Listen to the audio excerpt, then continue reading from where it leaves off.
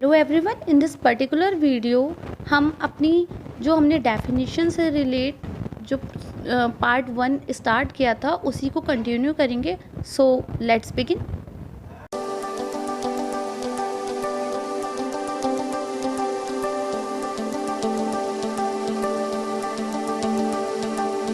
Complaint की जिसे section 2D में डिफाइन कर रखा है।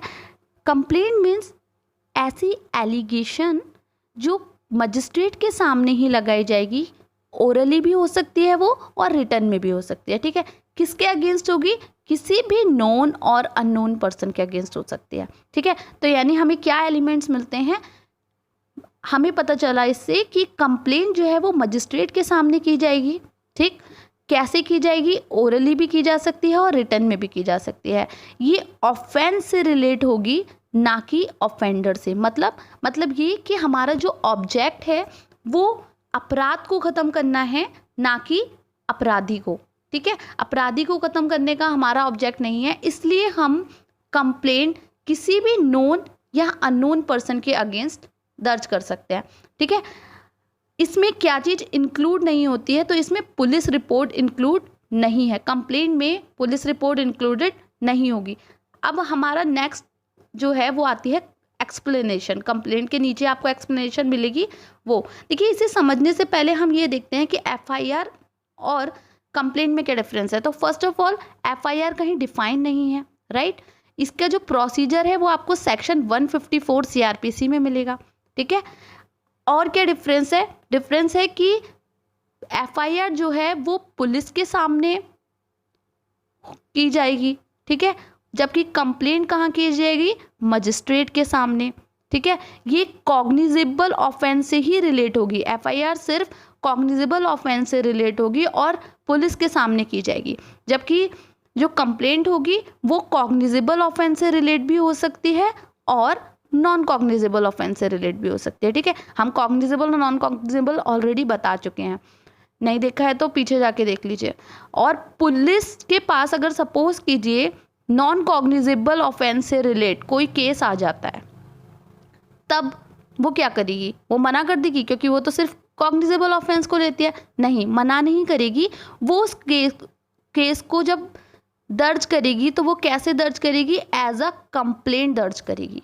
ठीक है, एज अ कंप्लेंट दर्ज करेगी और इस टाइम पर ये पुलिस वाला जो है वो कंप्लेनेंट बन जाएगा। यही हमारा एक्सप्लेनेशन कहता है कंप्लेंट का। ओके, अब हमारी नेक्स्ट डेफिनेशन है इंक्वायरी की, जिसे सेक्शन 2G में डिफाइन कर रखा है। Inquiry means every inquiry other than the trial. ठीक है, ट्रायल से अलग जितनी भी इंक्वायरी होंगी, जितनी भी जांच होगी, वो सारी इंक्वायरी में आएगी, अगर वो किसी मजिस्ट्रेट या कोर्ट के थ्रू कंडक्ट की जाती है। ठीक है, अगर कोई मजिस्ट्रेट या कोर्ट उसको कंडक्ट करता है तो, और वो ट्रायल से अलग है, तो वो इंक्वायरी है। ठीक है, तो अब माइंड में ये क्वेश्चन आता है कि ट्रायल क्या होता है। तो देखिए, ट्रायल को कहीं सीआरपीसी में डिफाइन तो नहीं किया गया, बट इसको और इंक्वायरी को एक दूसरे से डिफरेंट क्या चीज़ बनाती है? इनका ऑब्जेक्ट। देखिए, इंक्वायरी का ऑब्जेक्ट होता है प्राइमा फेसाई ये चेक करना कि सफिशिएंट ग्राउंड्स बन रहे हैं नहीं केस को आगे प्रोसीड करने के लिए। ठीक है, वहीं अगर हम बात करें ट्रायल की, तो ट्रायल का ऑब्जेक्ट होता है एक्यूज्ड को कन्विक्ट करना या फिर एक्यूट करना, उसे दोषी सिद्ध करना या उसे छोड़ देना। ये ट्रायल का होता है डिफरेंस। ठीक है, तो इंक्वायरी और ट्रायल में ही डिफरेंस होता है। ठीक, अब नेक्स्ट आता है हमारा इन्वेस्टिगेशन क्या होती है। तो देखिए, इन्वेस्टिगेशन पहली चीज़ कि वो पुलिस के सामने की जाएगी। किस लिए की जाएगी? उसका ऑब्जेक्ट है एविडेंस को कलेक्ट करने का। ठीक है, पुलिस के द्वारा की जाएगी या मजिस्ट्रेट के द्वारा। अगर कोई पर्सन ऑथराइज किया गया है, किसी पर्सन को अगर मजिस्ट्रेट के थ्रू ऑथराइज किया गया है, तो वो भी इन्वेस्टिगेशन कर सकते हैं। ठीक है, बट खुद मजिस्ट्रेट इन्वेस्टिगेशन में पार्टिसिपेट नहीं ले सकता। ठीक है, तो हमारे पास 3 चीज़ें आती हैं अब। इंक्वायरी मतलब जो सिर्फ ग्राउंड्स चेक करने के लिए, प्राइमा फेसाई सफिशिएंट ग्राउंड्स बन रहे हैं नहीं, इसको देखने के लिए की जाती है। इन्वेस्टिगेशन पुलिस के द्वारा for the collection of evidence की जाती है, एविडेंस को कलेक्ट करने के लिए, और ट्रायल ये भी कोर्ट के थ्रू ही की जाती है, और ये किस लिए की जाती है, एक्यूज को कन्विक्ट या एक्यूट करने के लिए। ठीक है, हमारी नेक्स्ट डेफिनेशन है ऑफेंस की, जिसे सेक्शन 2O में डिफाइन किया गया है। देखिए, ऑफेंस मीन्स एनी एक्ट और ओमिशन, कोई भी काम या उसको उसका लोप पनिशेबल है अगर वो किसी भी लॉ में उसको पनिशेबल बताया गया है।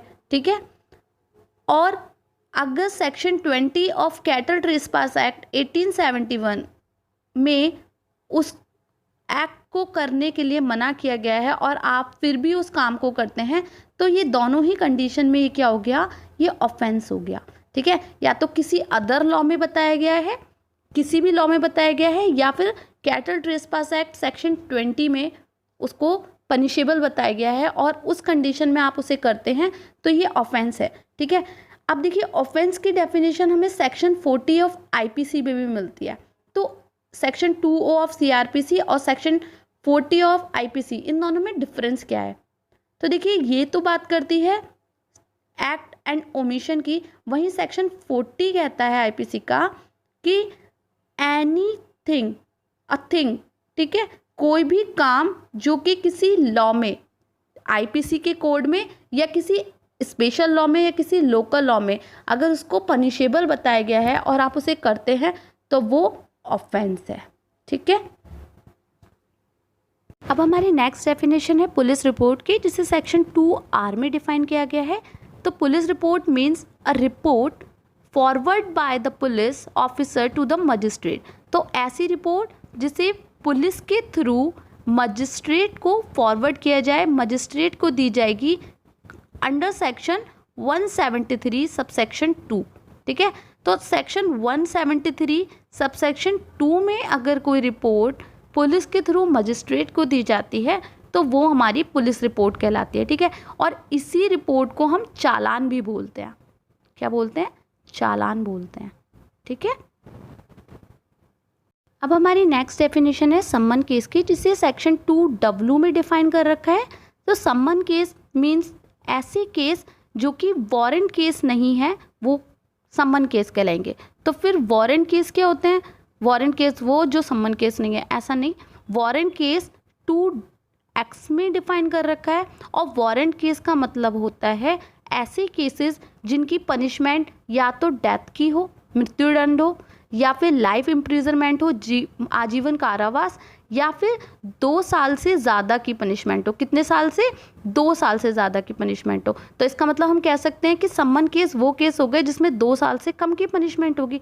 बट हम इसे बोलने के लिए नहीं बोलेंगे, जब हम डेफिनेशन बताएंगे तो हम यही बताएंगे कि सम्मन केस वो केस होते हैं जो कि वारंट केस नहीं होते। ठीक है, क्योंकि हमें सेक्शन यही प्रोवाइड करता है।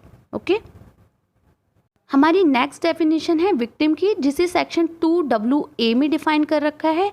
ये बाद में ऐड किया गया था, 2009 में अमेंडमेंट के थ्रू इसको ऐड किया गया था। ठीक है, तो विक्टिम मीन्स क्या होता है? ऐसा कोई पर्सन जिसे एक्यूज की वजह से कोई लॉस या इंजरी हुई हो। ठीक है, और विक्टिम में क्या इंक्लूड होता है? उसके गार्जियन या लीगल हेयर्स। ठीक है, तो एक चीज़ आप ध्यान रखिएगा कि अगर आप जुडिशियल एग्ज़ाम्स की प्रिपरेशन कर रहे हैं, तो उसमें कई बार ऑप्शंस में ये चीज़ आती है कि लीगल रिप्रेजेंटेटिव इसमें इंक्लूडेड है या नहीं। तो लीगल रिप्रेजेंटेटिव वर्ड यहाँ पर इंक्लूड नहीं किया गया है, क्योंकि लीगल रिप्रेजेंटेटिव जो है वो एक सिविल नेचर का, जनरली जो है वो सिविल नेचर में यूज़ होता है। और यहाँ सीआरपीसी में कहाँ पे मिलेगा हमें? सीआरपीसी में हमें सेक्शन 320 में मिलता है। ठीक है, जो जनरली कब यूज़ होता है लीगल रिप्रेजेंटेटिव? किसी इंसान के मरने के बाद लीगल रिप्रेजेंटेटिव आते हैं। ठीक है, और यहाँ पर क्या विक्टिम के लिए क्या, विक्टिम में क्या क्या इंक्लूड किया गया? उसके गार्जियन और लीगल हेयर्स, लीगल रिप्रेजेंटेटिव इसमें नहीं है। ओके, तो that's end friends, and thank you so much. If you like then like, share and subscribe my channel, ताकि आपको ऐसी ही वीडियो आगे भी मिलती रहे। Thank you.